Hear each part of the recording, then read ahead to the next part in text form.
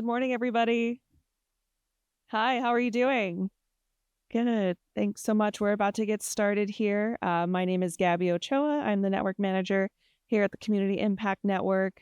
Thank you so much for joining us and just being here and being present and just hopefully ready to heal. If you need a moment, you can head out these front doors. There's a restroom on your right. There's also some tissues at your table if you just feel like you need to, have some emotion. Everyone's here, I hope, with a open heart and an open mind.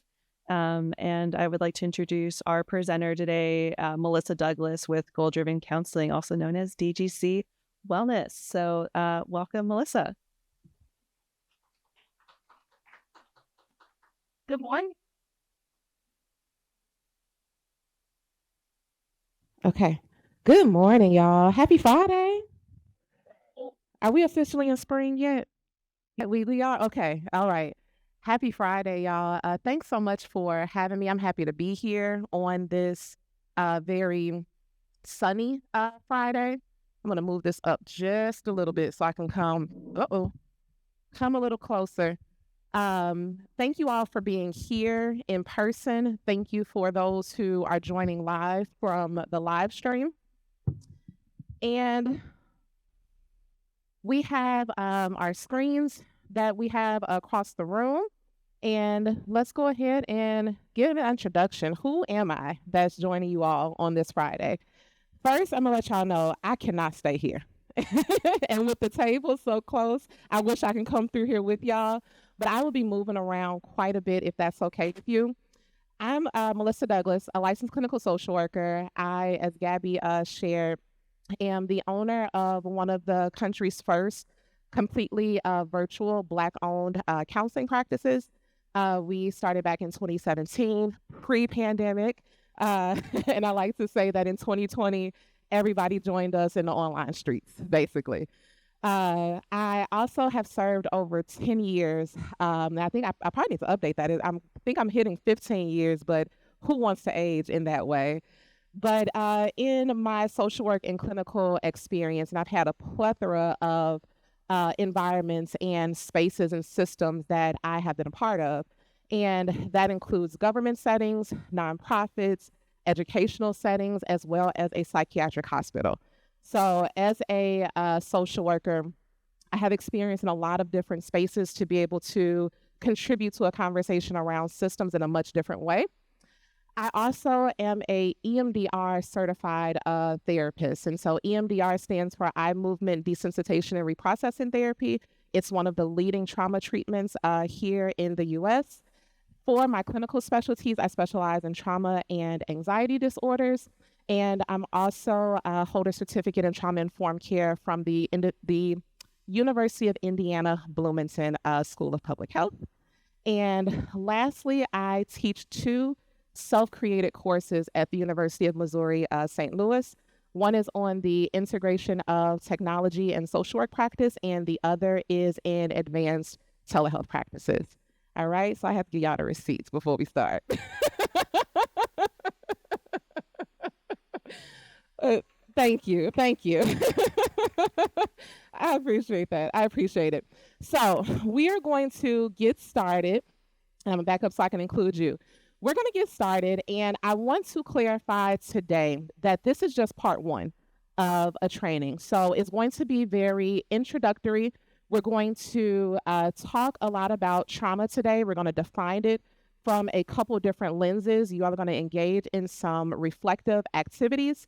We're going to explore the concept of trauma-informed systems of care as opposed to just trauma-informed care. Who has heard of the two differences? Okay, that's pretty common. That's actually pretty common. There has been a increase, especially since COVID, especially since the increase in DEI initiatives and all that good stuff that happened at that time. Trauma-informed care is a standard that we all know, we are all familiar with. But when we talk about trauma-informed systems of care, it still seems to be a pretty new concept, but it was very deeply researched and publicized through SAMHSA all the way back in 2014.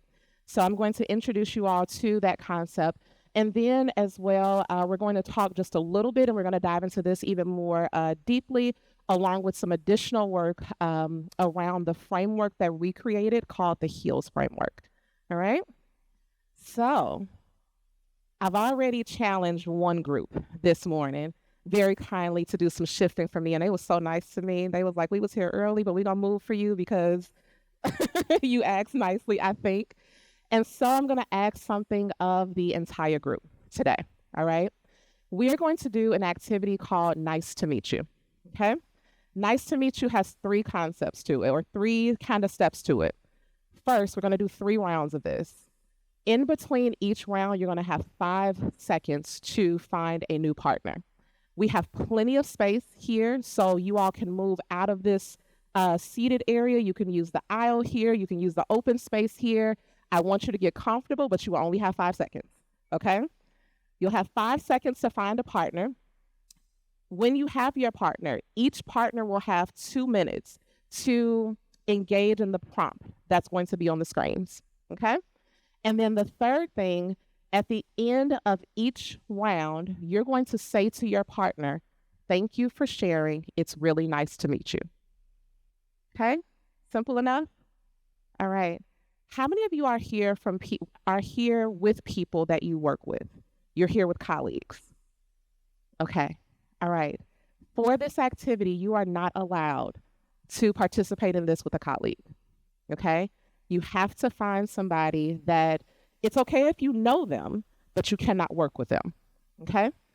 And we're going to go by the honor system. Nobody wants to be on the naughty list this early in the year. Okay? So I want you to uphold that. Can y'all do that for me? Okay. Also, with this activity, I completely am aware of the ableism that's a part of this in getting up, moving around, finding partners. If you are not able or do not choose to get up, to move around and all of that, just raise your hand and guess what? Somebody's gonna come to you. Okay? That's totally okay. Y'all ready? Okay, so what I want you to do first, I'm gonna give you more than 5 seconds just to get acquainted. I want you to get up or raise your hand. I want you to find your first partner before I start the prompt. Those who just came in, go ahead and get seated as quickly as possible. I'm going to ask that you sit right here. I'm going to ask that you sit right here for me. Thank you. All right. Come on, y'all. Get up. Find your partner.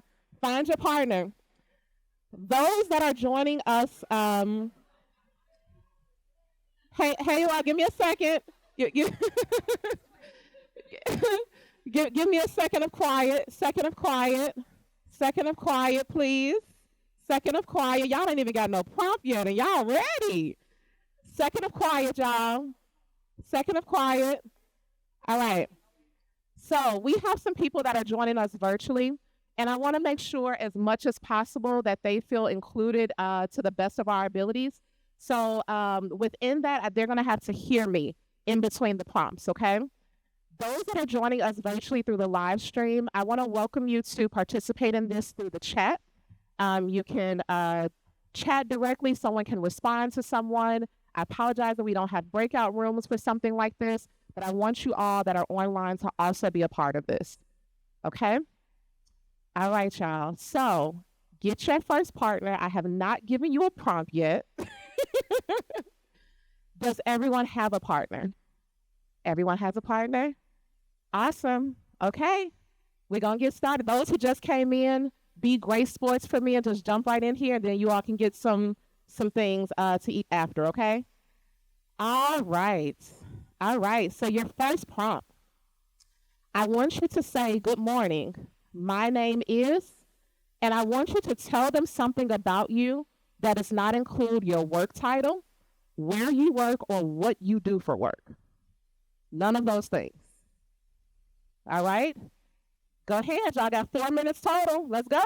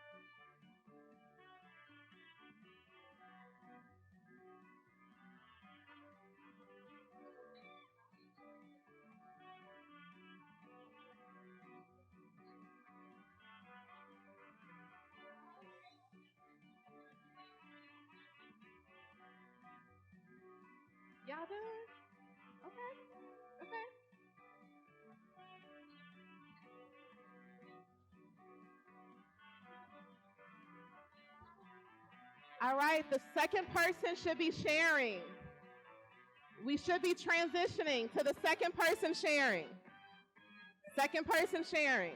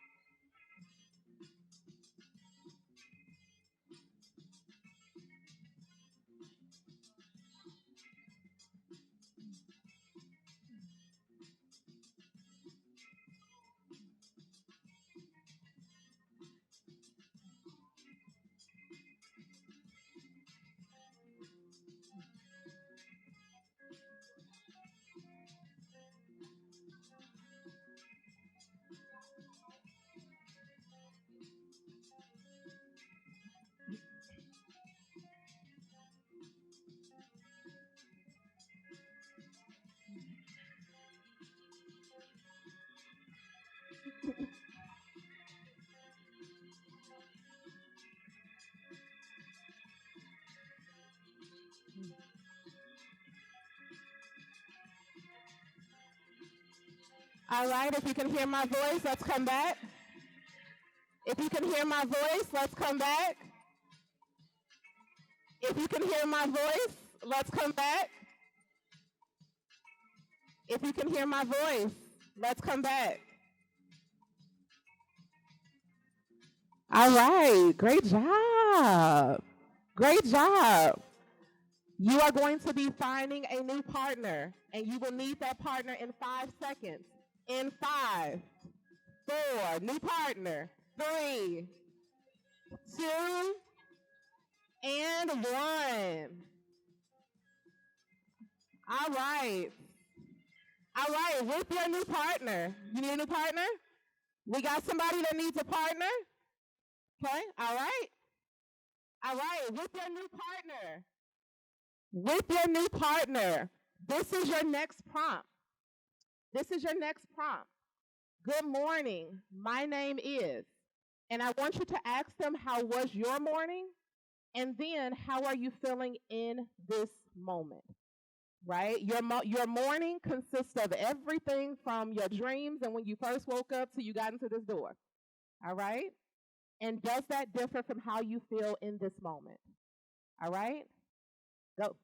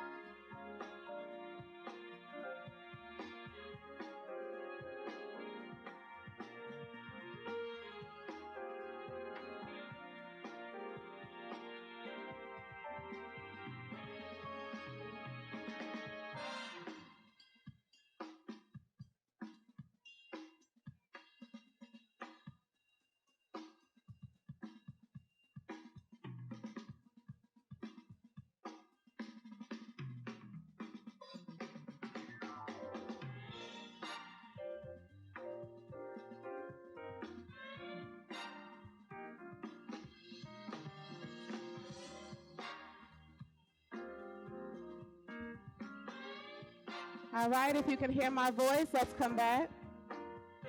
If you can hear my voice, let's come back. If you can hear my voice, let's come back. You can hear my voice. Let's come back.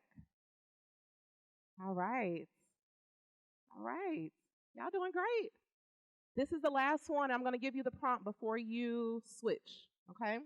Because y'all get to it. When y'all get y'all partner, y'all get right to it. All right? So here's the last prompt.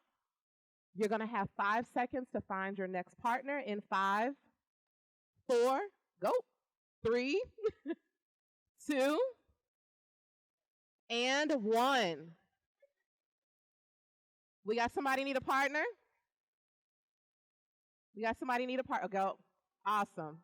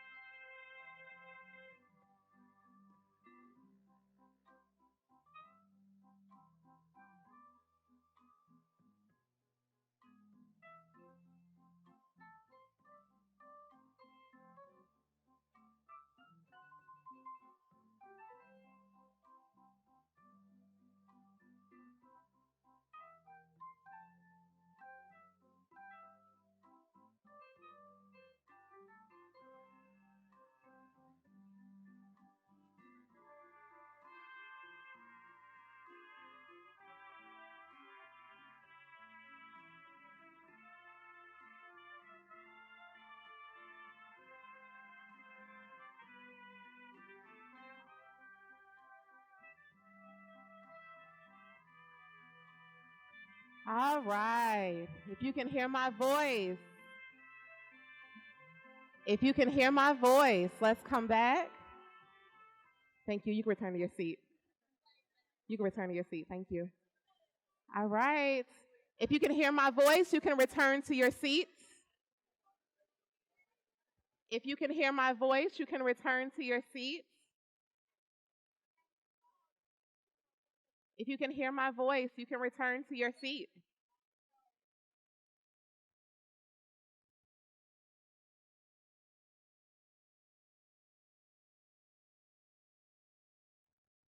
All right.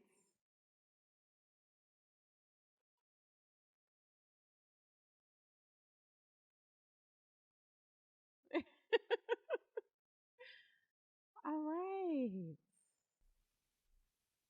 Y'all did good. It has never failed. I am undefeated in that activity not ending. It just does not end, right? This space of human connection is important. And especially with the topic that we are going into today. I could imagine that some of you could have come from the space of, I want to learn more. I want to continue to improve my skills, continue with personal and professional development, right? But not knowing exactly what approach it was going to come from, I can absolutely assume that some people's like, trauma, right? That's a very, very heavy topic.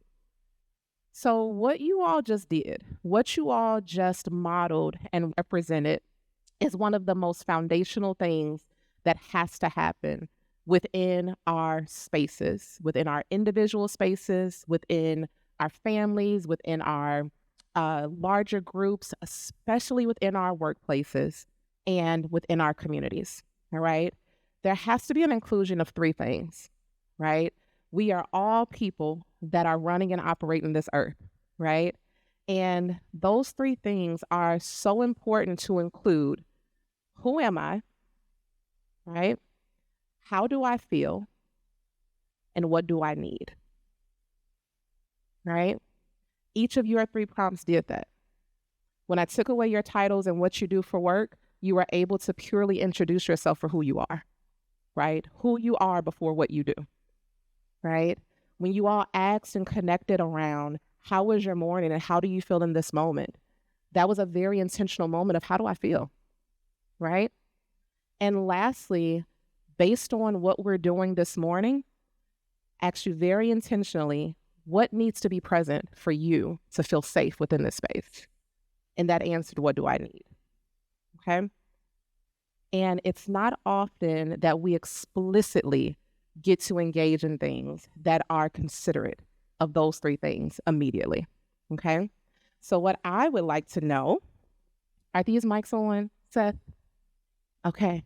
What I would like to know is what are some of those things that showed up in conversations around what do you need to be present in this room? Because that's something that we all need to know. So at least somebody from each table, tell us something that needs to be present within this room. Can I tell you what my partner said? Absolutely. Can I call your name out, partner?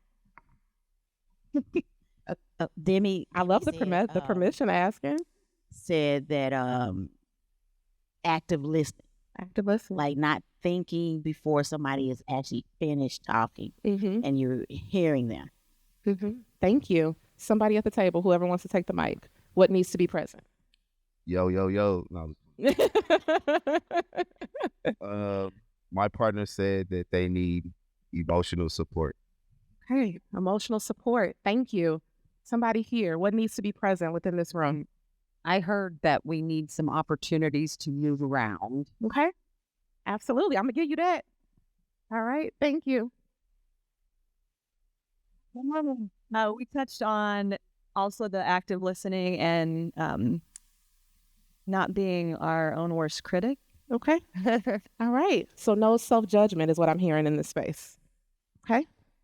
We talked about needing trust and kindness. Okay. Yes, absolutely. Along the lines of that trust and kindness, also sharing a confidence. Maybe as you leave here, you are enlightened by someone or inspired by them or resonate with their story, and you like to share that with someone else to help inspire and enlighten them. But instead of saying, you know, oh, I met that girl Samantha and she said this and this, maybe just sharing that you met someone and this is their story and this is some problems that they had and these are some solutions as how they overcame it. And now you can too. Thank you. We spoke about empathy and compassion. Yes. Yes. Thank you.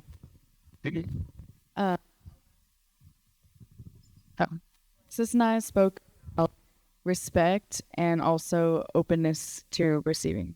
Okay. Thank you. What about here? We talked about listening as well and for the audience to be non-judgmental. Awesome. Thank you. Thank you.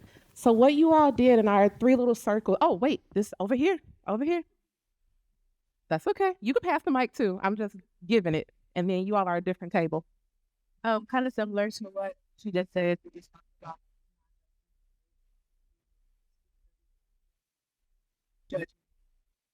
Absolutely. Thank you. Thank you. And we discussed honesty, confidentiality, and accountability. Absolutely. Thank you. Thank you. So in these 3 circles, what everything each of you shared that needs to be present falls within one of these 3 areas, right? We need a culture of inclusion, a culture of belonging, as well as a culture of safety. All right. Are we all agreeing on that today? Okay, well, let's get into it. Intro to trauma. Okay. So who knows in this room exactly 4 years ago, within the last week, something major happened? 4 years ago, within this same week, not this exact day, but within the same week, something very major happened.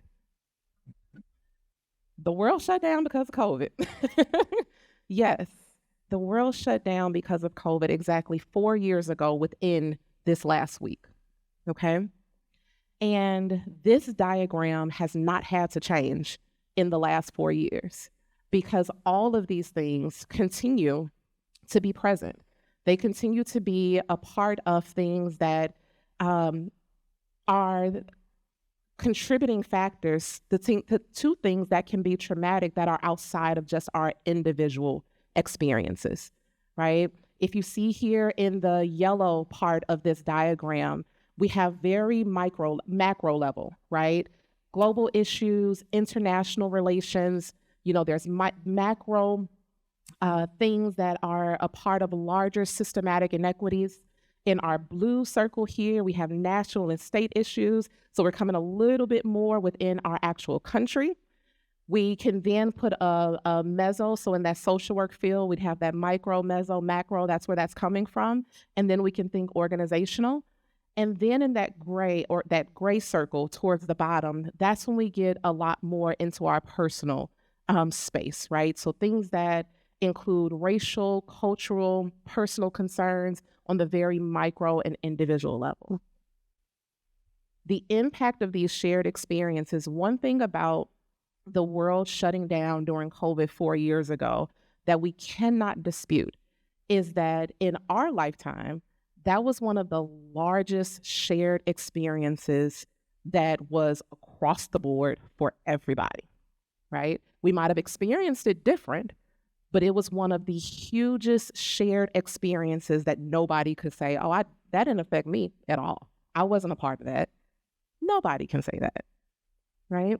And all of these things at any level or any intersection, when we think about intersectionality, has the potential to be traumatic based on your personal and individual experience, right? So let's kind of start this conversation from a shared understanding of how we're defining trauma. And this particular definition was adapted from and expanded from SAMHSA, okay? So we are defining and talking about trauma today from the lens of it being an emotional response to any event or experience a person finds to be physically or emotionally threatening or harmful. Years ago, that's where the definition stopped, right?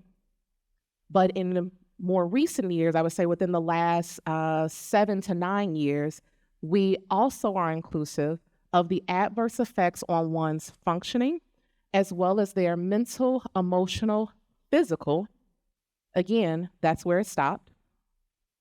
And now we have the full inclusion of it also impacting our social and our spiritual well-being. 3 different revisions of what trauma actually is. But I think we are pretty close now to having a fullness of it, okay?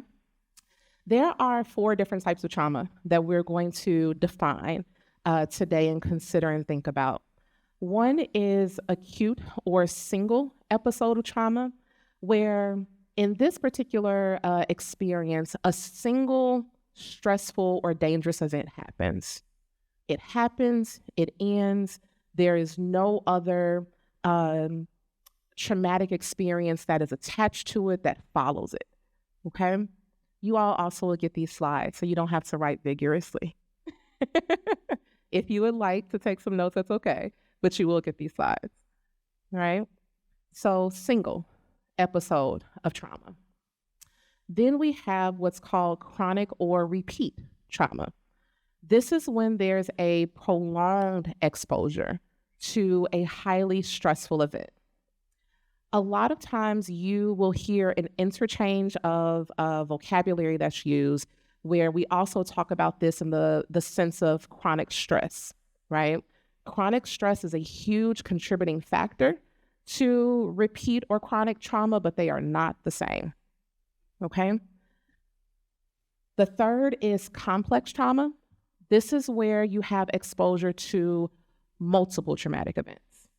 And this is where they compound each other, right? Something happens, it's a prolonged experience or exposure to this stress, something else happens, and in addition to that, something else happens. That's complex trauma. You can almost think of that one as like the layers of an onion, and they're just packed on top of each other. And the fourth that we just don't talk about as much as we need to is historical trauma, okay? Historical trauma is specific to cultural, racial, ethnic groups with a history of systematic oppression across generations, okay? All of these can happen in conjunction with each other.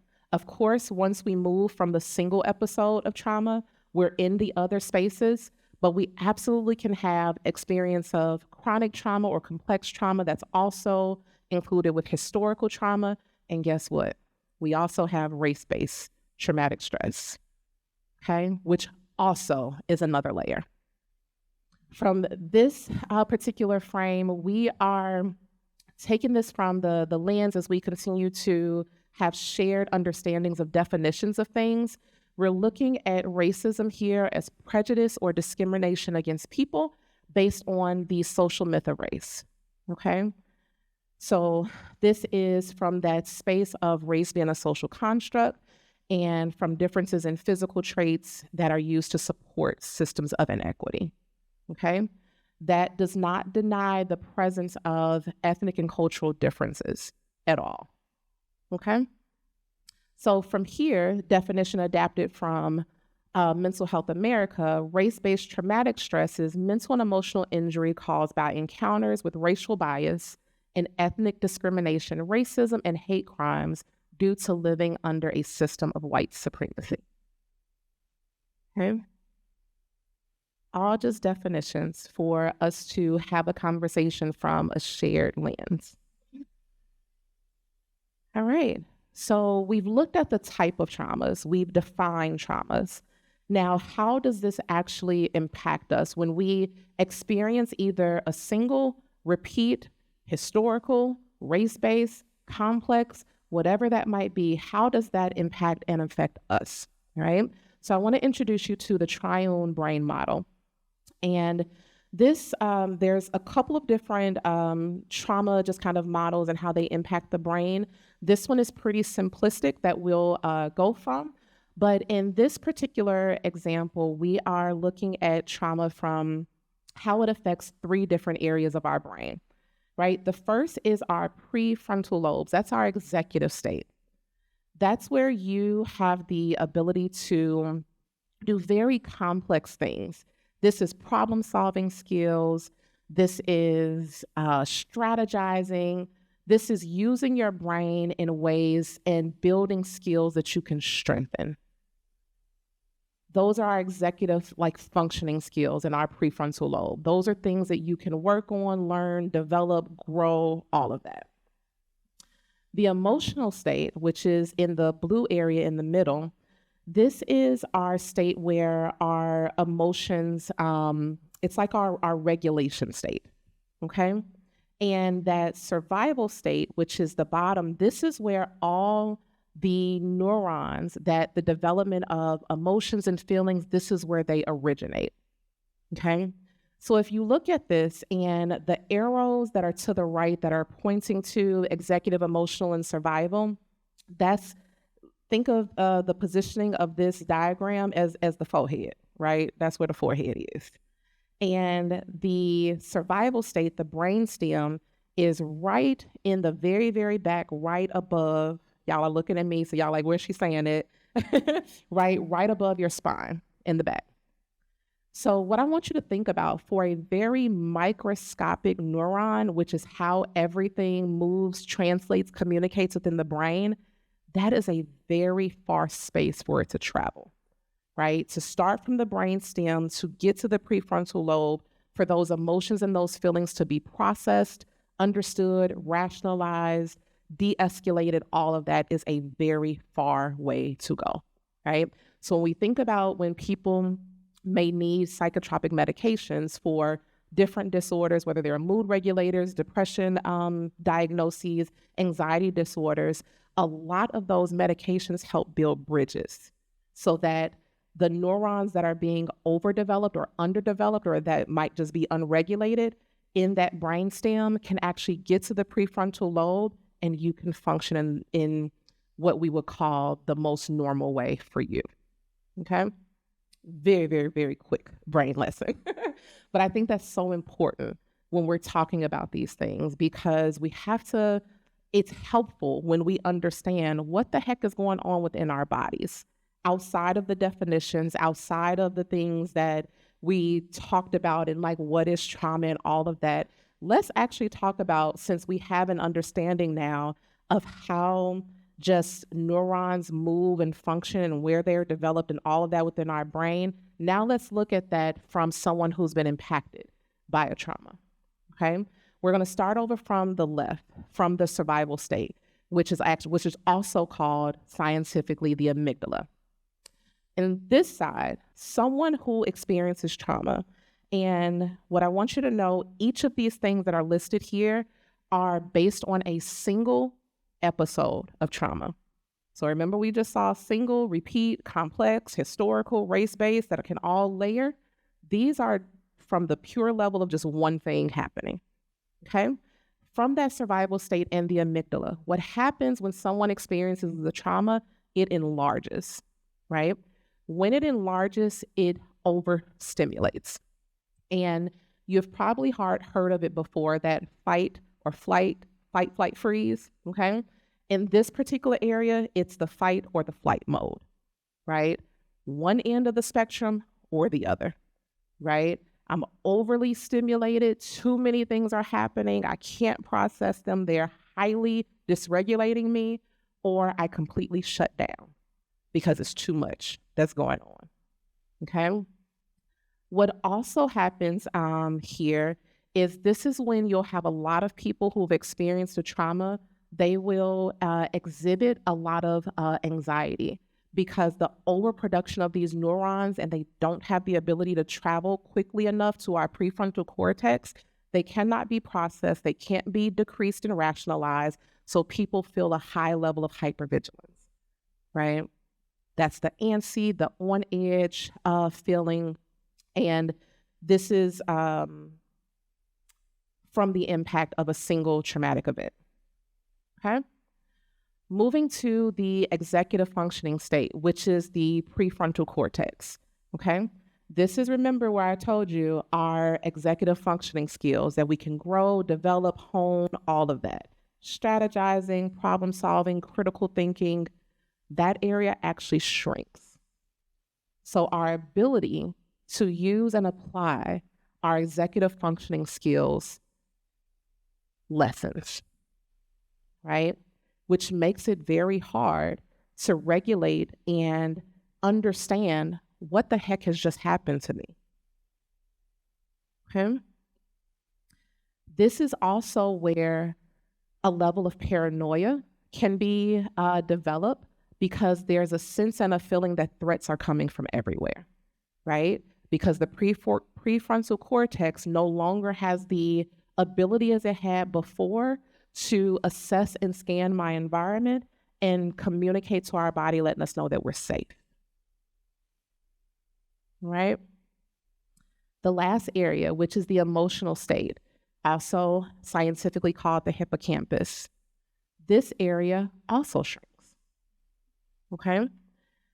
This is where someone who has experienced a traumatic event can, and this is more true in those months immediately following a traumatic experience. They have trouble exactly recalling what happened, right? That's because in this area, this is responsible for distinguishing between short and long-term memories, right? So if this is shrinking and now that ability has also lessened, now there's a confusion. And, there's often, unfortunately, experiences that are very steeped in victim blaming when people's stories change of what happened in a traumatic event. And scientifically, this is why. Okay? This is also the area where flashbacks kind of originate, and that is directly connected to that loss of distinction between what's happening now and what happened then. And so there's this mental pictures that our brains hold that's trying to make sense of all of this as well.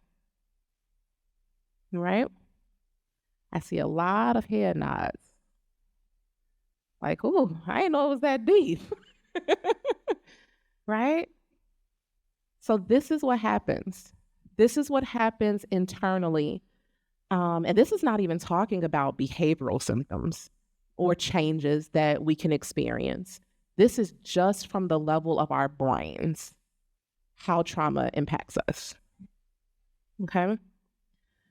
Let's look at race-based traumatic stress, okay, and how that affects you.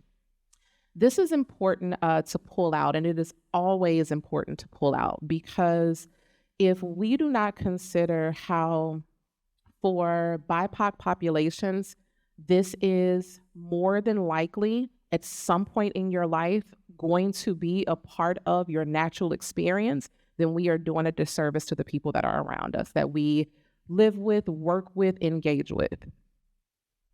Okay? So let's go through this. And this is where some of those behavioral and symptomatic things start to show.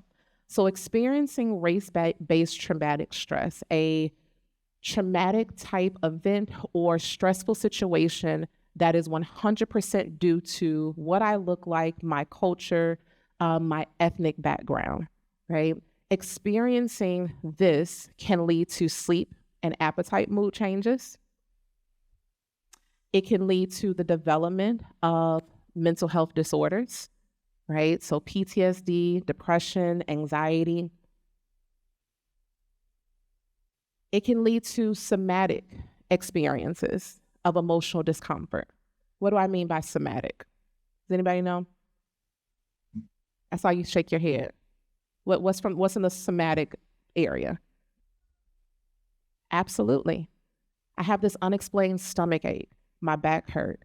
My shoulders are really tense, right? Things are happening within my body. I'm like, okay, well, where is this coming from? Right? We're holding the emotion and the impact of all those things that are going on in our brain within our bodies too. We can experience a loss of concentration, loss of focus, loss of disengagement.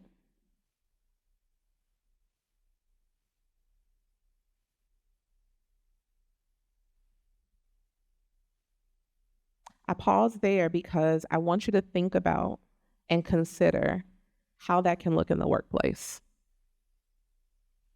right? How that can be responded to in the workplace.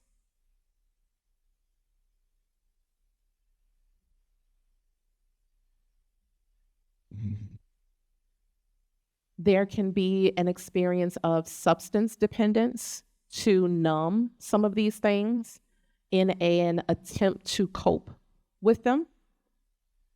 There can be a hyperarousal of paranoia, as well as risky behaviors that can sometimes feel unexplained.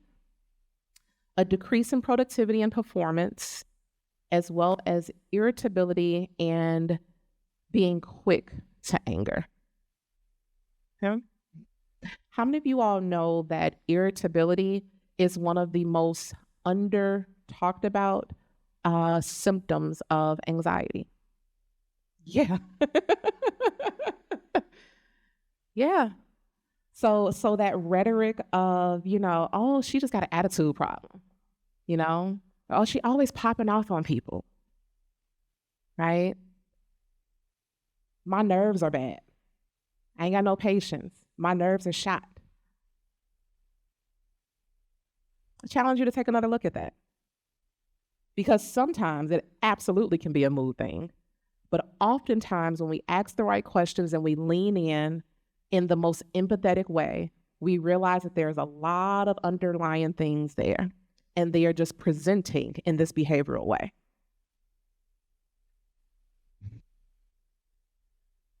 All right, so for those that are working in social service agencies, or you're just interested to know yourself, like, how can I assess for some of these things and consider what I might be experiencing, what my clients might be experiencing, these are some screening tools, and I've linked each of them to my reference sheet so that you can build your resources. There's only a couple that are usually used more mainstream, which is like the trauma history screen, the first two. The first one, and actually just the first one on this one. So the trauma history screen. Typically, race-based traumatic stress symptom scale, as well as the one that is specific to discrimination, is not widespread. And then most recently, UConn also developed a racial and ethnic stress and trauma survey. So these are very, very specific. And we're going to talk a lot when we do part 2 of this, of how we take this knowledge and this understanding to the organizational level, when we actually talk about the larger space of systems of care, and how do we integrate some of this into our hiring practices, our onboarding, our performance evaluations, our policies and procedures, all of these things within our workspaces that may or may not be inclusive of all of these different areas. All right, question for you to consider. As BIPOC providers, and you can interchange providers with anything, whether you are a case manager, whether you're a clinician, whether you're a leader, a director, whether you are at an executive level or direct care, whatever that might look like, how often do you assess for and see trauma reactions within your clients or those you serve? If you're at the executive level, think about your employees and those that you supervise, right? How often do we assess for and see trauma reactions within our clients or those that we serve without considering our own trauma histories? So, i.e., what that means is you take a space of what's wrong with them? What's going on with you? Right? There's a lack of empathy and curiosity around what's actually going on and what might have happened to you, because I'm able to connect from my own experiences and understand through emotional intelligence that it may not be just what I see. Okay? And for those that are non-BIPOC, right? How often do you assess for trauma without considering the impact of racial trauma? And I know that that's a very loaded question, but it's one that we're going to put on the table.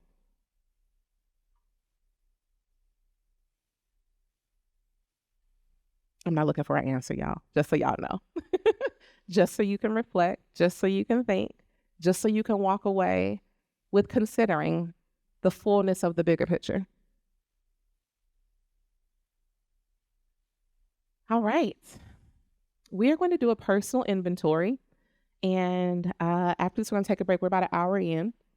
After this, we're going to take a break and we're going to bring home the home stretch. Sound good for y'all? Okay. All right. How many of you all are familiar with the ACEs? Okay. All right. You might have done this before. You might have not.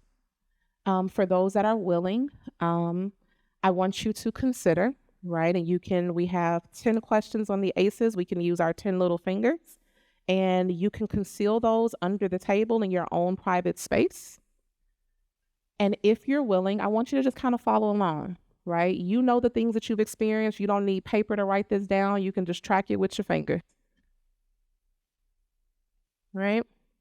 I'm going to read the questions of the ACEs, And mentally or tracking just with your fingers, we are not saying this or sharing this with anybody else. I just want you to consider your own personal experience. Remember when we began, we established a culture of inclusion, a culture of belonging, and most importantly, a culture of safety. All right? Considering your upbringing from 0 to 17, did a parent or other adult in the household often swear at you, insult you, put you down, or humiliate you, or act in a way that made you afraid that you might be physically hurt?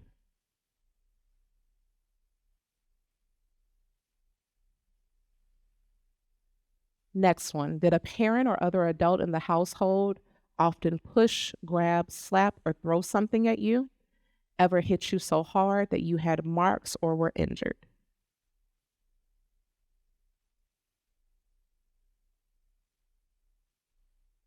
Third, did an adult or person at least 5 years older than you ever touch or fondle you or have you touched their body in a sexual way?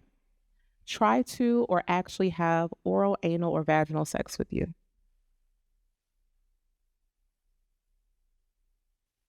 4, did you often feel that no one in your family loved you or thought you were important or special? Or your family didn't look out for each other, feel close to each other, or support each other?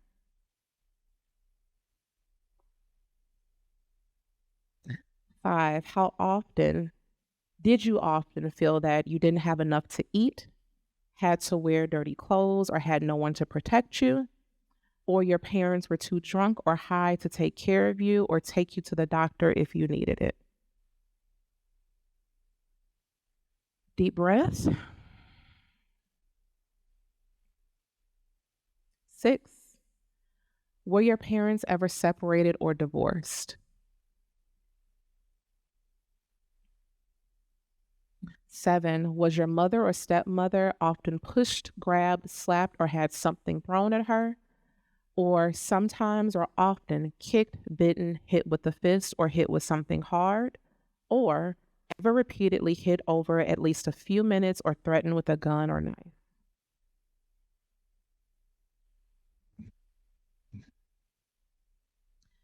8, did you live with anyone who was a problem drinker or alcoholic who used street drugs?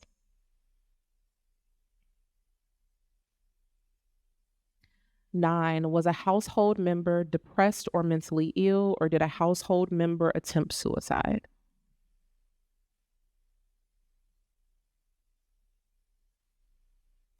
10, final question, did a household member go to prison?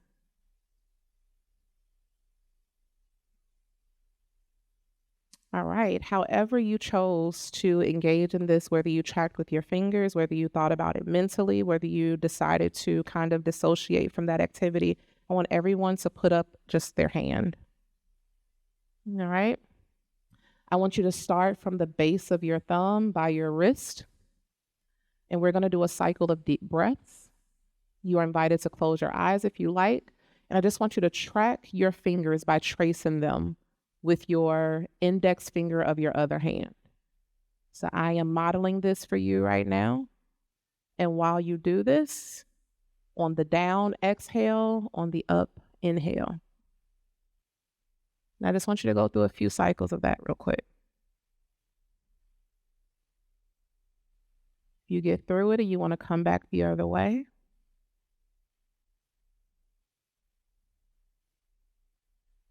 just take a moment to be mindful in what you just took your mind through, if you chose.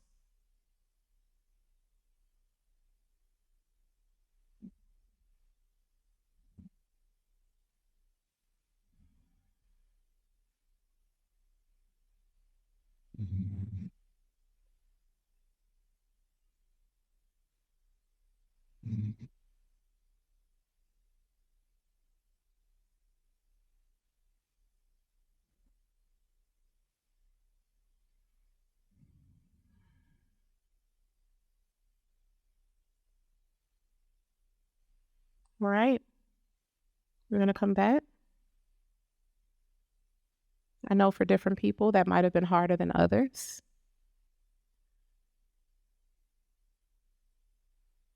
In this work, one thing that we have to do, no matter where we are on our individual healing journeys, but as we show up and we work in places and spaces, whether that's through direct care or through leadership, we have to do that by first acknowledging what our individual experiences are. We have to. Because if we don't, it shows up in other ways. Okay? These are some food for question thoughts that I also am not looking for an answer to.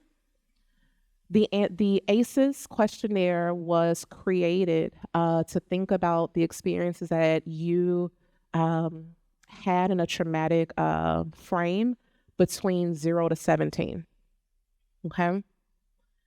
I want you to think about, was there a trauma you experienced before your 18th birthday that wasn't listed? Since your 18th birthday, have you had any traumatic experiences? How do you experience personally living with those traumas? How do they show up for you? Without the mask of whatever that looks like, professionalism, busyness, parenthood, servanthood, without all of those things at the bare bones of who you are, how do you experience living with those traumas? Have you ever been triggered by a client or a staff member? What does support look like for you in the workplace, if that's the case?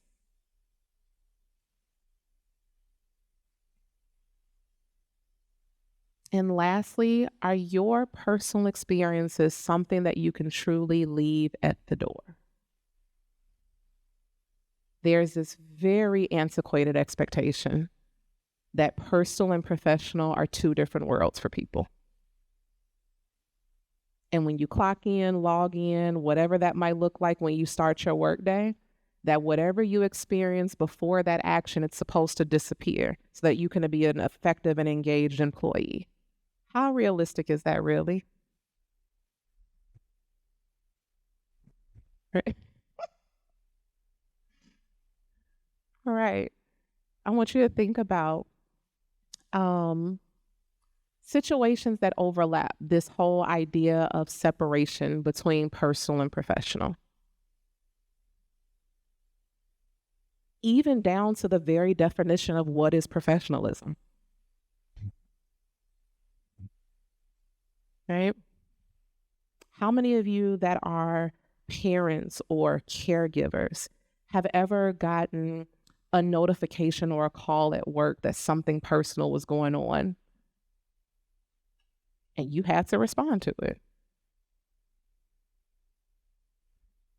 When we think about the remote world that we were all in for some time, right? Those lines got very, very, very, very blurred when you're working from home.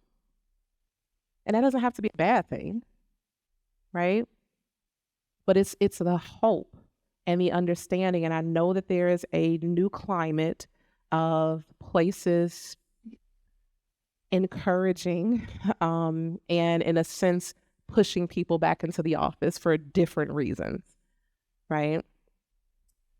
But I would hope that this very antiquated idea of this separation of personal and professional, that there was a humanistic side in the middle that our workplaces and our organizations can actually be inclusive of. All right? So lastly, there's a fifth type of trauma, which is called vicarious trauma. And with vicarious trauma, this is the result of repeatedly being exposed to other people's traumas, right? Whether it's through direct exposure, whether it's through just listening, but there is a biological and symptomatic effect that you have personally by not experiencing the trauma directly, but because of the indirect impact of what somebody else is going through, I'm also now feeling it in a different way. And I'm carrying that. Right? And as social service workers, employees, whatever that title looks like for you, you are at a much higher probability and disposition to be impacted by this for the very nature of what you do. You're people serving, right? And people come with so many different things.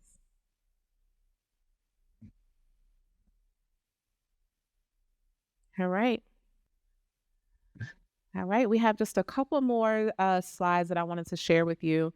And again, you will get these slides. So I want you to see the comparison between earlier when we talked about race-based traumatic stress just as a whole. And then this one particularly with race-based traumatic stress impact on BIPOC employees. With a lens of systematic discrimination as well as micro and macro aggressions too. And I want you in your own time to just kind of compare the two, because there are a couple of similarities, but there are also some key differences too. So we're going to go through this kind of quickly because we also have an activity I want to make sure that we get to. But with race-based traumatic stress, specifically for Black, Indigenous, and people of color, there is elevated stress due to increased levels of cortisol. So for you all, cortisol is we call it the stress chemical, right? It's the thing that overproduces when someone is under an elevated amount of stress, chronic stress, and it has been known to contribute to so many different health factors, right? High blood pressure, diabetes, heart issues, all of that, which also makes BIPOC populations more disproportionately impacted and affected by those things too. We also have higher experiences of high functioning depression, which is also known as dysthymia. All right. So high functioning depression, what that looks like is I'm still getting up, going. It's not the typical, what we think of, isolating, withdrawing, level of sadness that I am retreating from life. I have all these symptoms and experiences of depression, and I'm still pushing through. I'm still showing up. I'm still going. Okay. We also have a higher experience of anxiety and the hypervigilance that I talked about earlier. There's also this idea or this experience, not idea, excuse me, this experience of racial battle fatigue. Okay. Racial battle fatigue is all these things that we see. I'm tired of being tired, right? I'm tired of the inequitable impact on me for something that I could not control within this world, right? But the race and the next ethnicity that I belong to is something that I cannot control, right? And there's this fatigue, this overwhelm to my system that impacts me, and that is equivalent to the impacts of chronic stress within my body system. Okay, there can be passivity and disengagement, right? It's okay, whatever y'all say, right? I'm just here. Right? I'm not sharing ideas anymore. I'm not putting in contributions anymore because I don't feel safe, right? I don't feel heard. I don't feel seen. That often contributes to a lack of belonging as well as an exhaustion from code switching, okay? Code switching is a experience of this perceived idea of things that I need to do to show up and present more professionally, right? I have to dress a certain way. I have to speak a certain way. I have to wear my hair a certain way. Things that may take away from me being my authentic self, right? And that also contributes to the racial battle fatigue. And then the last one that also feeds into the high functioning depression is this overworking to prove oneself, right? All of these things that are impacting me in this negative way, I'm still going to show up, work hard, work harder, try to, I'm internalizing the things that I perceive to be necessary in order for me to have an equitable experience amongst my peers. Okay. And that leads to a dire experience of poor work-life balance. Right. I'm still on the emails. I'm still on the projects. I'm bleeding to my weekends. I'm doing all these things so that you can just see me as enough. Okay. And I believe, I don't remember the year, so I'm not going to misspeak on this, but there's a Boston University School of Public Health study that came out. And what it showed was that to each exposure, right? Each exposure to a police killing of an unarmed Black person was associated with up to, right? So we're not saying it is, but it can be from 0 to 14 additional mental health days for people that responded who are Black, right? So what that is saying is, and we're talking about the people that were a part of this study, they focus on the mass exposure, right? So what we also know 4 years ago in 2020 was the nationwide spread and the outrage for the George Floyd murder, right? And this is not even accounting for those experiences of police killings that don't make national news, right? That only make it to the Nextdoor app, not even the local news station, right? But for each exposure, it can account or be equivalent to a Black employee needing up to an additional 14 mental health days just to process and deal with that. Okay. So I wanted you to see from a different angle the impact of what this can look like. And again, how in our organizational practices and structures, how we, again, are inclusive and responsive to the needs of all of our people. Okay. So we're going to transition into our last section. I apologize if this part is a bit quick. I promise I have time for questions, feedback, and thoughts at the end. But we are going to be introduced to this idea or this structure of the trauma-informed system of care. Okay. To this, I don't know. Okay, so I can't. The pointer, the little light is not showing up on the screens, but at the bottom row, with the 4 gray boxes to the very left, you see trauma-informed care. Okay, the definition here, and this is all from SAMHSA, so the Substance Abuse and Mental Health, y'all know the rest, Health Administration, right? So what trauma-informed care is, it recognizes the presence of trauma symptoms, so all these things that we talked about this morning. It acknowledges the role trauma may play in an individual person's life, all the things we talked about this morning, including yourself. That is the definition of trauma-informed care, and that's where it ends, okay? And all of you all, almost this morning, I would say probably about 85% of you all this morning was like, yeah, I know what trauma-informed care is, right? And I'm sure a lot of you all have experiences with orgs or places or business who have proudly championed being trauma-informed, right? And I think, and I look and I say, oh, that's great. It's great that y'all know that trauma exists. It's great that you know that it shows up in these certain ways. It's great that we're inclusive and understand that it impacts us individually. But guess what? That's not enough, right? It's not enough.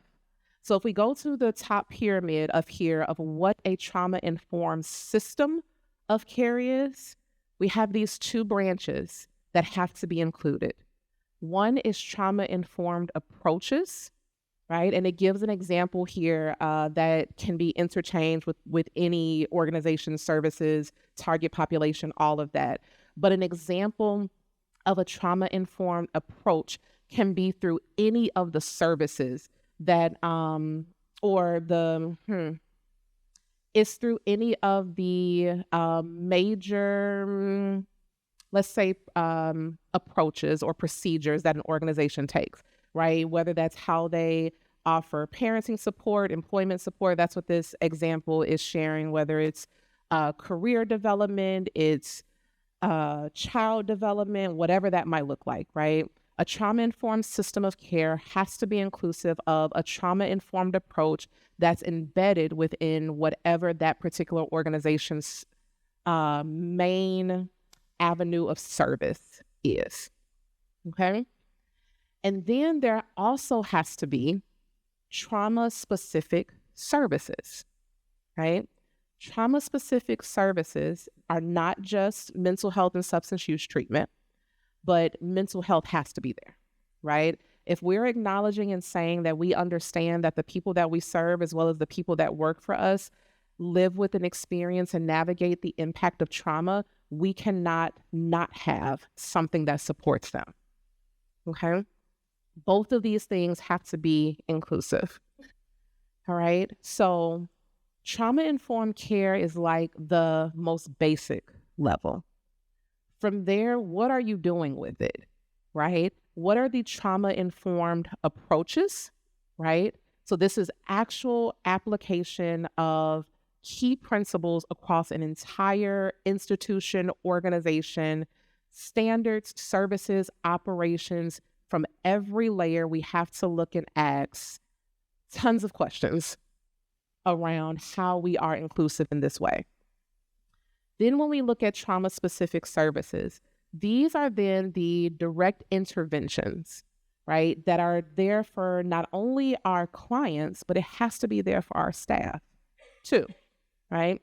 This is the space where we consider and think about our employee wellness programs, right? That for a lot of places start and stop with EAP, right? The Employee Assistance Program. That I think last time that I looked, upwards of about 60% of employees don't use it because they don't trust it, right? So if that is an organization's badge that says we are offering and giving our employees what they need because we're trauma informed, but if 60% of employees don't even trust what you're offering, don't feel it's effective, feel that it's Big Brother in a sense, right? Then how effective is it really? Okay. And so a true, now in this gray box to the very far right, a true trauma-informed system of care, one, it has to be a multi-level approach, right? It can't just be something that our direct care providers or service workers and employees have to do and have to include and have to implement, right? It has to be a multi-level approach, right? It also has to be inclusive of a cross-system strategy, right? So this is looking from a very large organization level, internal as well as external partners, boards, executive leadership, all of that. And that strategy has to be aligned with policies, practices, and services that are supporting healing and resilience. That is a trauma-informed system of care, right? So if we take it to that level, the question really becomes how many places are really doing that, right? But trauma-informed care has to go beyond knowledge and it has to be inclusive of action. And that's what a trauma-informed system of care requires, right? So these are 6 principles of trauma-informed approaches. Any of these images that you see that look, a little different from my design is taken directly from the actual research source. And so this is coming directly from SAMHSA. And again, in my references, I have linked that for you all. All right. So for the SAMHSA's definition of what needs to be a part of a trauma-informed approach. Their 6 principles are safety, right? Safety throughout the organization, safety for staff, the people they serve. It has to be physically and psychologically safe for everybody, right? There has to be a level of trustworthiness and transparency, right? Organizations, their operations, decisions, the way that there's any approaches to any strategic goals, the ways that trust is maintained amongst staff, those receiving services, there has to be a level of trustworthiness and transparency. They also state that peer support and mutual self-help also needs to be a factor. All right. This is all about connection, exchanging of not only knowledge, but also experiences. And again, empowerment. That is a really key component of peer support, right? And we all know too that people that experience stuff, they get it differently.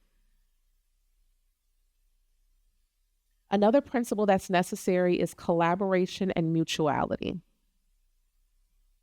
Right? Collaboration is huge, right? From SAMHSA's view, this is recognition that healing happens in relationships, right?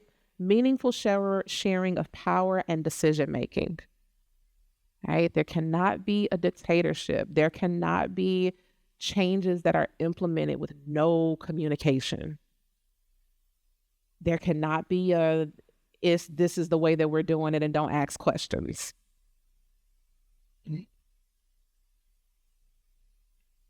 All right. The next is empowerment, voice, and choice, right? This aims to strengthen staff, clients, members that are served, and it recognizes that every person's experience is unique and it requires individualized approaches. No one size fit all, no cookie cutter, right? We absolutely can have approaches that are standard to our organization, our spaces, but we also have to leave room that there is going to be intersectionality of people's experiences that we have to be responsive to. And lastly, cultural, historical, and gender issues, right? So the organization basically aims for inclusivity and belonging, okay? So we're gonna do a group connect activity. And what you're gonna do, there are these I'll go to this one. There are these whiteboard stands like this. There's one there. There's also one in this back corner over here. But then I've also went around and added a couple of these big note papers. I want to say sticky notes. These are not sticky notes. But we have one on this left side. We have one by the door here. We have one by the door here. We also have one in this area. Okay, with that many, we should have about 3 to 4 people at each station. Okay, so this is another. Y'all said earlier, y'all need to move around, connect, and all that good stuff. If you are willing and able, I want you to make your way to one of these spots, and I will give you further direction once you get there. Okay, if you need to take a chair with you, that's absolutely okay. Also take a marker if you're going to one of the Post-it papers. The standing dry erase boards have their own markers. They're on it already.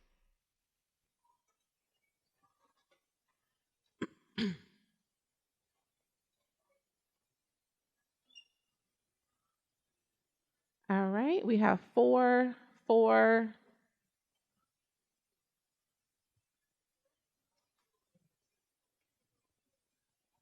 Yeah. We got a couple extra people. Okay. So you can use that one actually. You can use that one. Okay. Nice. Awesome. All right. So what you're going to do in your spaces, within your groups, actually, I want you to think about your organization And you don't have to put them on Front Street. You don't have to share who you're talking about. Some of you I know probably know who works for who, and that's okay. But also we established trust, and Samantha also kind of verbalized earlier in our kind of rule expectation of like what we talk about here stays here too, right? So again, that transparency, that trustworthiness, that honesty, you do not have to hold back what you feel or think just because somebody might know where you work, okay? All right, so what you're going to do in your groups, you have these 6 principles of trauma-informed approaches.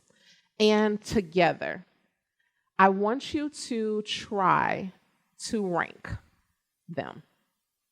I want you, and it's going to be interesting, y'all, because you're going to have different opinions and feelings and thoughts about it. I want you to try to rank them 1 through 6 collaboratively on how you think an organization, you can reflect on your own or not, but I know there's some conversation around your individual organizations will be a part of the conversation. That's okay. I want you to try to rank them from order of importance for your group. 1 through 6. So for example, if you all agree and feel safety is most important, that's going to be number 1 for you.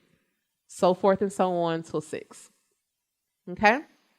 All right. You all have about, not that much time. I got about 5 minutes for this.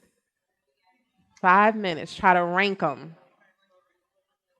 Order of importance, 1 through 6. For those that are joining us online through the Zoom, this is another invitation to use the chat to communicate with each other and just share what you think.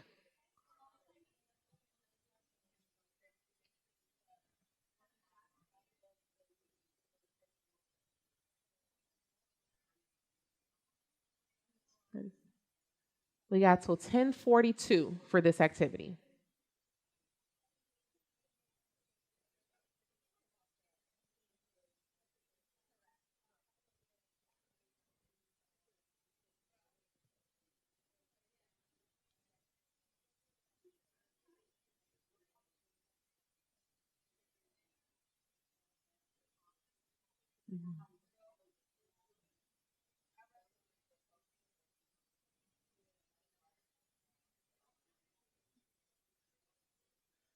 A lot of y'all thinking hard. Y'all got to get something on that paper.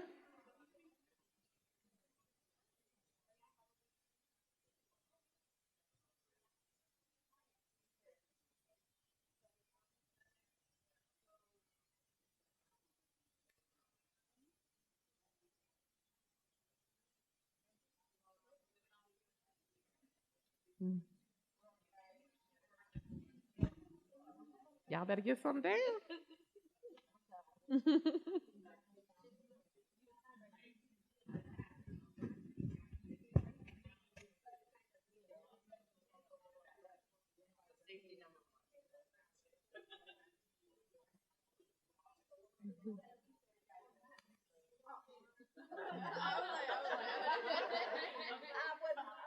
I was getting concerned. I'm like, y'all better get something down. Okay. Y'all good.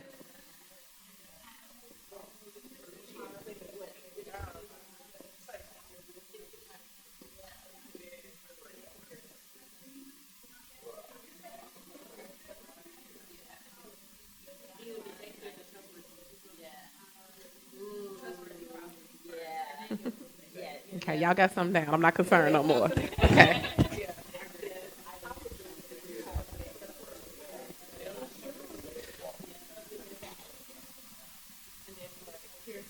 Y'all got about y'all have about 3 minutes. 3 minutes.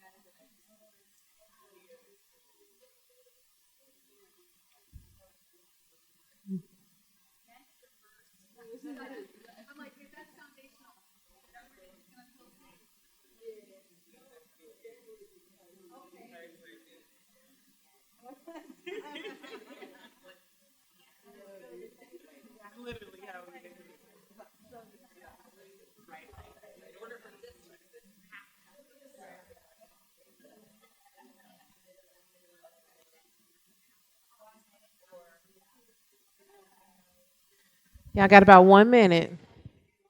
1 minute.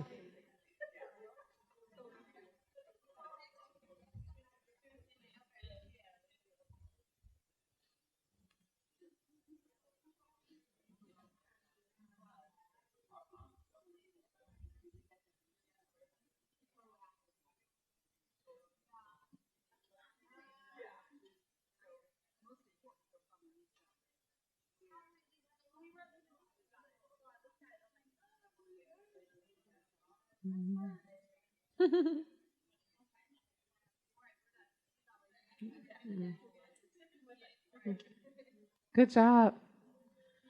All right, y'all, wrap it up. Wrap it up. Everyone have your list. See some high fives going on. Some good collaboration.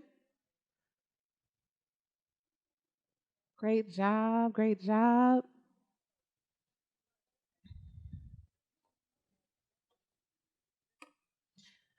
All right, just a couple of volunteers from, let's just take two, from two of the groups. How easy or hard or frustrating or pleasant was this experience for y'all?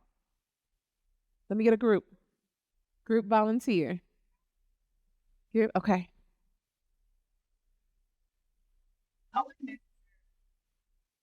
Is it on?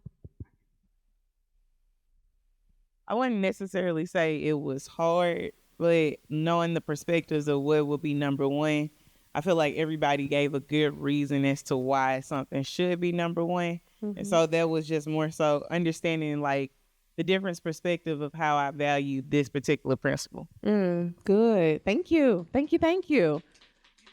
Give me one more group. Give us some feedback. One more group. Okay. Thank you. So, Yes, no. Here. Okay, so I think for us, it was kind of easy because we just went around and asked people where they thought Okay. and why they thought that, and then we honed in on whether we could agree or not or whatever. But I think we all were coming from kind of a similar place in terms of what we were thinking, so it wasn't that hard. We did it pretty quick. Good. Good. All right. Come on. Return to your seats. Great job, y'all. You all can leave your list up. If you want to kind of glance at other people's and how they ranked and list and prioritize things, you're absolutely welcome to do that. All right. That was, I love the feedback from the one group. It was, they just worked well together and was able to kind of prioritize that list pretty quickly. I think and know that especially you all being from different places, different backgrounds, all of that, but especially from different organizations, it can be very challenging to do something like that because there wasn't a central focus of like, let's prioritize this from a certain space or a certain place, which absolutely can change how that looks. I tricked y'all a bit though, because this was not necessarily an activity around what was most important or not. Because how many of us can agree that every single one of these are probably as equally important? Yeah. Okay. So it wasn't really an activity of importance, but it was something that modeled how once an org gets people to the table to start really having these conversations and putting in the work to improve, implement some of these things, really start on this strategic initiative to develop a trauma-informed system of care, those conversations, right? How we're bringing our different backgrounds, our different roles, our different perspectives into the conversation, they're going to inform what can actually take priority, right? Because no place can work on all of these things at the same time. It's just not practical. It's not doable, right? Through particular developed strategic initiatives, a lot of these principles can overlap, right? A lot of them can overlap. We can absolutely root safety within every other one of these particular principles, right? Our collaboration, our mutuality can work very closely with our trustworthiness and our transparency principle, right? But this was really to show and to think about and to consider that once we really commit to doing this work, it's going to need strategy. It's going to need prioritization. It's going to need a commitment to see it through.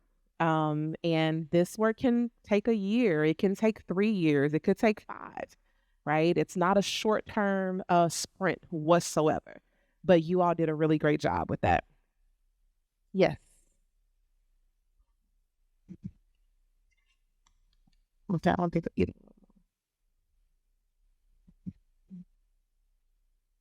I think they're both dead. Sorry.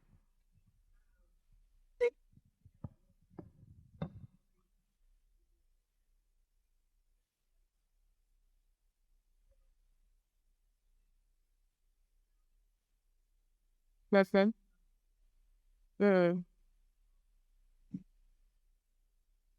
Yeah.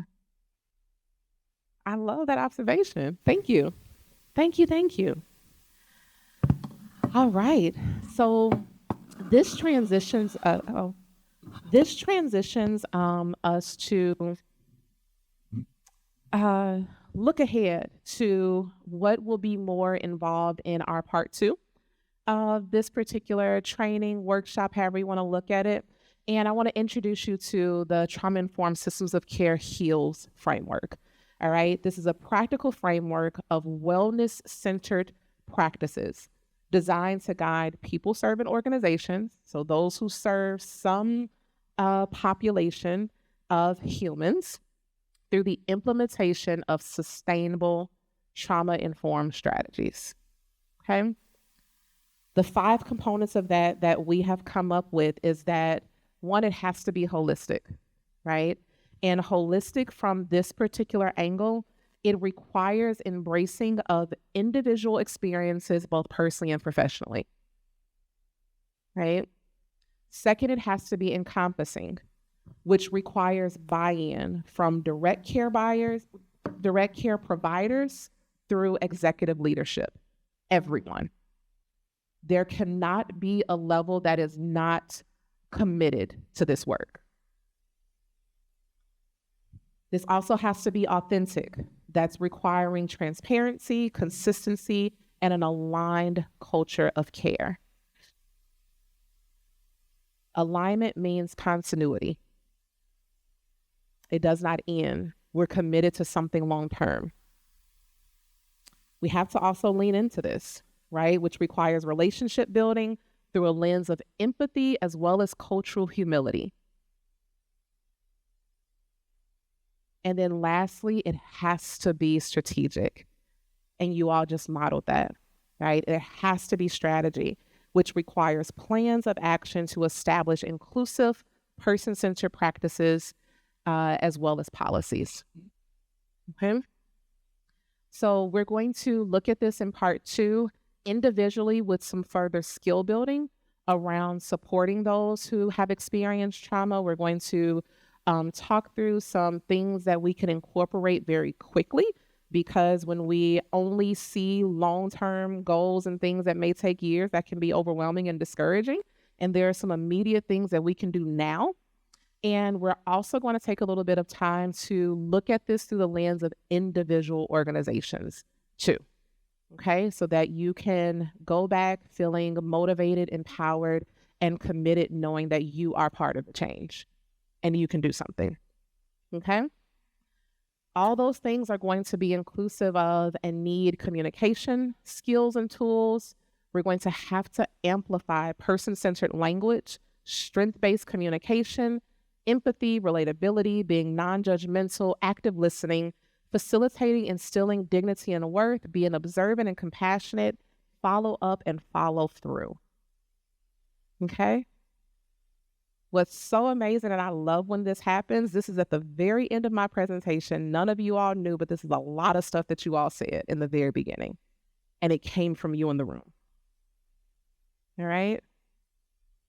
So some considerations for us to think about as we leave this space and move forward is, one, we have to consider and commit to communicate, advocate for, manage up, whatever that looks like, top-down approaches, because leadership has to lead these kind of initiatives. All right? I also want to encourage you, because this can also feel overwhelming, and it's okay. Even though it's all the greatest conversations, the greatest information, the greatest work that can have the best impact long-term, it absolutely can feel overwhelming too. So what I want you to consider moving out of this space is do the best you can with what you have from where you are. Okay? Do the best you can with what you have from where you are. You don't have to have all the answers. It does not have to be perfect. All right? Assess and adjust without recreating the wheel, right? There's plenty of things and tools and strategies already out there that's adaptable. And lastly, solicit feedback at all levels. None of this work can be done in silos. Start talking, right? You all enjoyed just connecting with each other this morning, right? Start talking, start having these conversations, no matter how hard, right? And we also can have some very easy, just human connection conversations too, that build trust with each other, that helps with this as well. All right. What questions, thoughts, or feedback do you all have for me? Thank you so much for giving me 2 hours of your Friday morning. We went light, then heavy, then light, then heavy. You know, we kind of double dutch that thing. What do you have for me? You talked about the different sections of the brain and how trauma affects the middle part, or most of it, if something happens. How do you, what's the next step to they shrink? Can it regenerate? What do we do to help it regenerate? Yeah. How do we get it to, function a little bit better? That's a great question. That is a really great question. There's a lot of work in the neuroscience field going on around this area, because trauma forever changes our brain. Now, I don't want to discourage you, though, because that does not mean that things cannot improve, things cannot get functioning back well. But I want us to think of a rubber band, right? We think of a rubber band and we take it, we stretch it, we play with it like for a minute, right? It starts small, but then when you let it go from all of that manipulation, it's going to lose its shape a little bit, right? It's not going to be the same rubber band as it was before. It's still a good rubber band though, right? And so with that idea, trauma changes us forever, but there is a new development that is so empowering called post-traumatic growth. And I will absolutely include some of that in our next, if you all are interested, or I can share some resources around it, but not exactly will our brains present as if it never happened. It is now forever a part of our story, but there are things that we can do. Another part that I want to just leave you all with too, through the recent studies of epidemiology, is that it has been shown that trauma actually not only imprints and shifts our brain, it imprints on our DNA. and trauma transmits across 14 generations, right? So not only are you holding your traumas that you've experienced, you also holding your mama's traumas and your mama's traumas all the way back, right? So that can be a lot. But there's so much healing that can happen to the point of effective functioning. But with our individual stories and our experiences, it's a part of your story that we also want to be inclusive of too, right?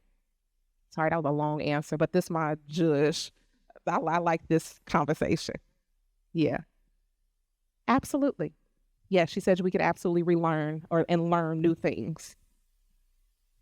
I had a question. I wear many hats, but one is dealing with youth. And when you were talking about the impact of police killings and the 14 mental health days, what is the effect of the violence that we're seeing in community on youth whose brains have not even fully developed, and how or what is the long-term effects of that?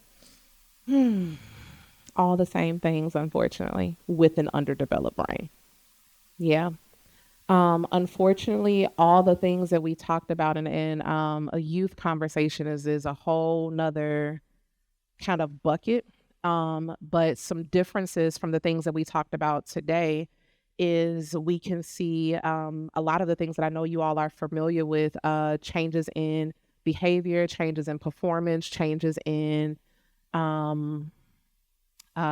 only academic performance, but like cognitive, like performance awareness, all of that. Like there's a lot of things that impact youth, but similarly, there's also many of opportunities for healing too. Yeah, but that could be a whole nother training like by itself. Great questions, y'all. Great questions and big questions. Okay. A question from Zoom. We have Georgia asking, do you have recommendations for ways to offer mental health supports to staff members while being sensitive to trauma and privilege? For example, employee assistance programs are not enough, and it's rude to push stereotypical quote-unquote self-care with folks who are working multiple jobs. Absolutely. That is what we do, y'all. So at GDC, that is what we do. We support not only individuals, but organizations. Last year, we moved fully into our organizational wellness programs. And we have combined a three-layer approach. One is through continuing education and training of this nature, but then just wellness workshops where we actually have conversations about more of the life day-to-day things. But then we also offer staff, direct staff, as well as leadership wellness coaching too, to address these things from just different levels outside of traditional EAPs, with a huge encouragement and recommendation to bring these things internal to organizations. I think a huge thing that contributes to some of the stigma with EAP programs is an employee has something that's going on and the communication is, oh, go contact them over there, right? Separate yourself, go figure it out over there and come back well and better. And it's like, no, let's acknowledge this here, the place that they continue to have to show up to, where you don't have to use FMLA to take care of yourself. So there are some additional things. Send me an email. We can talk about it individually. Any other questions, thoughts? Did y'all enjoy yourselves today? Okay, good. All right, so this transitions actually well into the next slide. This is can be a heavy topic, and so we always offer and just acknowledge that we do offer individual services. This is our team, minus 2 of our interns and graduate practicum students. So if you desire to dig a little bit deeper or just process, explore, have someone to kind of bounce some of this off of, we offer individual counseling as well as wellness coaching services. And we have a team of specialized clinicians that can support you through that journey. You all, we also have a Self Plus Community Care interactive journal for those who attended. Anybody attend the wellness? So the wellness day, wellness in the field last semester. The Community Impact Network was so gracious that they actually gifted everyone that attended the Self Plus Community Care Journal. What's so cool about this is that one of our clinicians that has the most graceful voice that I have ever heard actually has prompts through this journal where she speaks you through some things. So it's interactive in that way.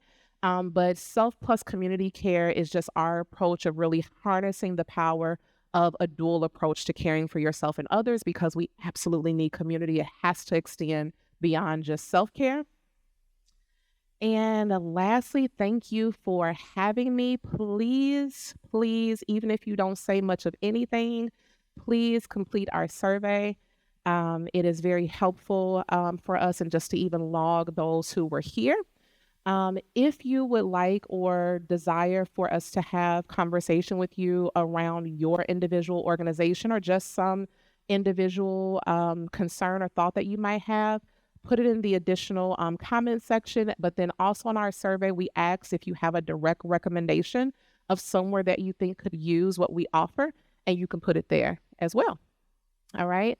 One thing I want to share with you all is we are in the last and final stretch of a full rebrand. So we have traditionally or historically for the last almost 6 years been goal-driven counseling. That is the name of the practice that I founded. And because of this shift into organizational supports and us continuing to grow and be asked to do more organizational work, we felt that it was appropriate for us to shift and be representative of who and what we really do now. So our new name is GDC Wellness Services. And there is a shift. Like, our new website is not live yet, but we have new emails. Our social is going to change. So I'm hoping by next week, this will be a complete and full shift, but I don't want anybody to be confused. Goal-driven counseling is just now GDC Wellness Services. Thank you all a ton. I have fun with you all. You're welcome.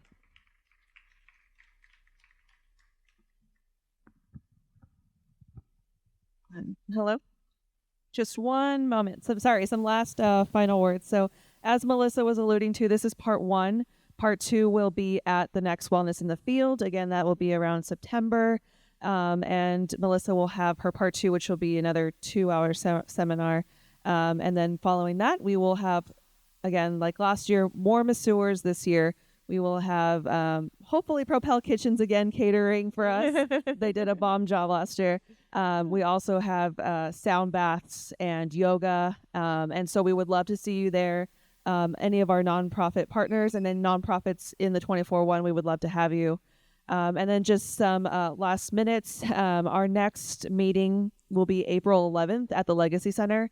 This is for any youth you know from kindergarten to high school who are looking for a free summer camp. It's 5 days a week, and it is completely free for our babies in the 24/1. So feel free to come to that meeting to get some more information and to get that information out to your clients. So again, yep. So that's April 11th at the Legacy Center. That's 6850 Normandale.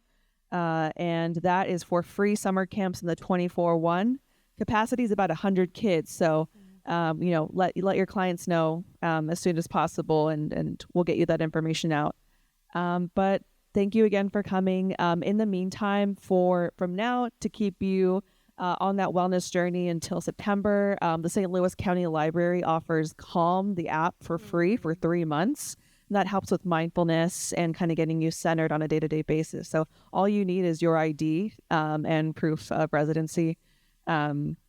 And if you are interested in a journal, please let us know, because we'd be happy to work with Goal Driven Counseling on getting you some journals as well. So feel free to contact me, email us. And again, if you want some more information on Melissa and GDC, we would love to work with you guys some more. Thank you, everybody. Have a good one. Thanks a ton.